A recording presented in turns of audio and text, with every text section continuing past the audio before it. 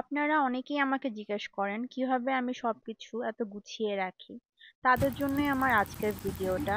Totally unfiltered একটা video, যেখানে আমি দেখাবো আসলে আমার ঘরটা কত মেসি থাকে। প্রত্যেকটা ঘরই আসলে মেসি হয়, আর বাচ্চা কাচ্চা থাকলে আর তো কোনো কথাই নাই। যখন মন শরীর ভালো থাকে তখন সবকিছু গুছিয়ে রাখাটা অনেক ইজি হয়। মাঝে মধ্যে কিন্তু আমি যখন আমার মন অথবা শরীরটা ভালো থাকে না, তখন কিন্তু সবকিছু আমি মানে ফেলেই রাখি বলতে গেলে। আর যেটুকু করলেই না ওইটুকু গুছানোর চেষ্টা করি, যেমন কাউন্টার টপটা একটু সুন্দর করে গুছিয়ে রাখি, ডাইনিং টেবিলটা গুছিয়ে রাখার চেষ্টা করি। আসলে এখন না এলোমেলো থাকারও মানে একদম এলোমেলো থাকতে পারি না আর কি। গরমকাল আমার একদমই পছন্দের একটা সময় না। শীতকাল কবে আসবে আমি প্রতি বছর এই অপেক্ষায় থাকি। তা শীতকালের আলাদা একটা বৈশিষ্ট্য হলো বিভিন্ন ধরনের রঙিন রঙিন সবজি পাওয়া যায়। আর এই সময় না খেতেও খুব ভালো লাগে। তা আমি আজকে চিকেনটা রান্না করব ফুলকপি আর আলু দিয়ে। তাই ফুলকপি আর আলুটা প্রথমে আমি একটু ভেজে নিয়েছি।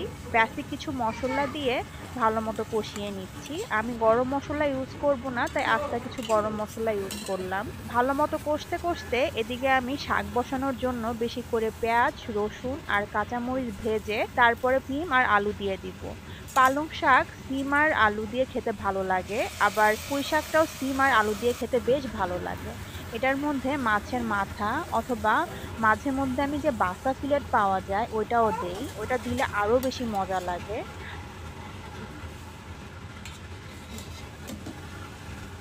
আর এখানে মশলাটা কষে গেছে, আমি চিকেনটা অ্যাড করে দিব।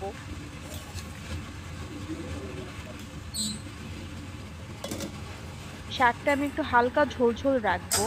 আমার দাদি শাকটা একদম সিদ্ধ করে খেত, খালি রসুন দিয়ে, আর কোনো তেল মশলা দিত না। আজকে অনেক কাজ পেন্ডিং রয়ে গেছে, সবকিছুই এলোমেলো। আসলে বেশিরভাগ দিনই সবকিছু এলোমেলোই থাকে, গুছিয়ে নিতে হয়। আর এদিকে আমার হেল্পিং হ্যান্ড আন্টিও ঘর মুছে নিচ্ছে। এই কিছুক্ষণের মধ্যেই সব রেডি হয়ে যাবে ইনশাল্লাহ। আর এখানে চিকেনটা হয়ে গেছে, আমি ফুলকপি আর আলু দিয়ে দিব।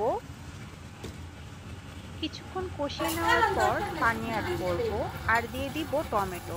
টমেটোটা দিয়ে কিছুক্ষণ জাল করে নামিয়ে নিব।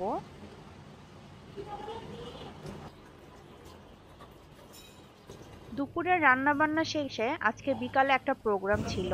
ক্রাফট পান্ডার গ্র্যান্ড ওপেনিংয়ে একটা ইনভিটেশন পেয়েছিলাম। আর ওদের আসলে বিভিন্ন আইটেম আছে হোম ডেকোরের। আর বাসাটা সুন্দরভাবে অর্গানাইজ করে রাখার জন্য আছে বিভিন্ন ধরনের প্রোডাক্ট, দেশীয় নিজস্ব প্রোডাক্ট আসলে সবসময় খুব ভালো লাগে।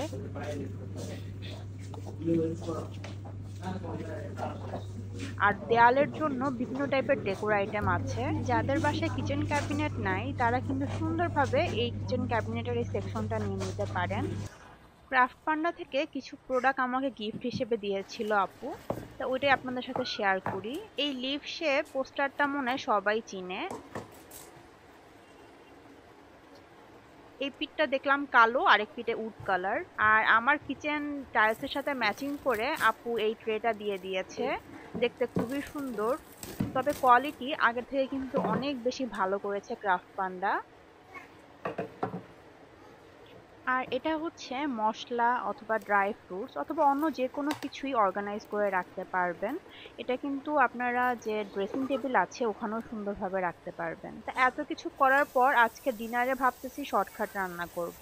শর্টকাট মানেই হচ্ছে আমার সবচেয়ে favourite item sea food noodles. আপনারা মনে হয় সি ফুড নুডলস দেখতে দেখতে বিরক্ত হয়ে গেছেন। আসলে এই জিনিসটা আমার খুবই পছন্দের একটা খাবার, করতেও সময় খুব কম লাগে।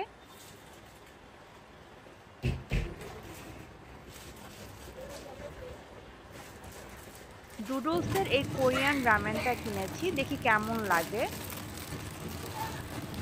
আর এটার সাথে কিছু ড্রাই ভেজিটেবলও দেওয়া আছে।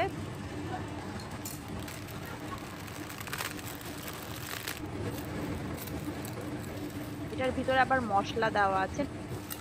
আমি কিন্তু ছোটবেলায় প্রচুর পরিমাণে শুকনা যে নুডলসটা থাকতো ওইটা খেতাম। আমি প্রথমে নুডলসটা এবার সিদ্ধ করে নিব।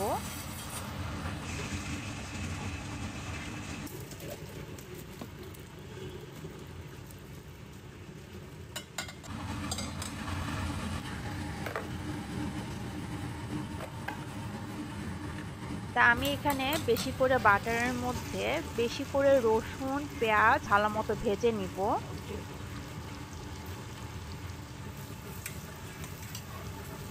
তারপরে কাঁচামরিচ দিয়ে দিব। আমার শুকনো মরিচটা বাটা ছিল না তাই দিতে পারলাম না। তারপরে মিক্সি ফিশটা দিয়ে দিব। দিয়ে দিব ড্রাই যে ভেজিটেবলগুলো ছিল, গোচুগারু পাউডার, গোচুজাং পেস্ট দিয়ে একটু ভালো মতো কিছুক্ষণ সটে করে নিব। তারপরে যে নুডলস এর মশলাগুলো ছিল ওগুলো ঢেলে দিব। তারপরে পানি অ্যাড করব। স্যুপটা যাতে একটু রিচ হয় তাই আমি একটা চিকেন পাউডার অথবা চিকেন কিউব ইউজ করব। আর তারপরে আমি একটু বলক চলে আসলেই পানিটা আমি নুডলস দিয়ে দিব।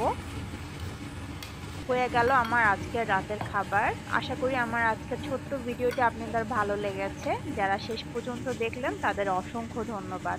ইনশাল্লাহ সামনের বৃহস্পতিবার নিয়ে আসবো আপনাদের জন্য নতুন কোনো ভিডিও। সেই পর্যন্ত সবাই ভালো থাকবেন। আল্লাহ হাফেজ।